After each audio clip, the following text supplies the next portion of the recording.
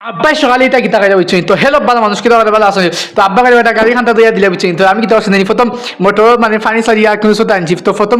পানি মারি দিই তো পানি মারি দিই প্রথম মারিয়াও দে কই জানি জেট আনছি জেট আনিয়ে জেট গুলিয়া কই জেট দি দইলে এখন তো ফেক্সার লাগাই না নিহি তেন আদিয়া জেট দি গোসাই গোসাই দিলে জানি প্রথম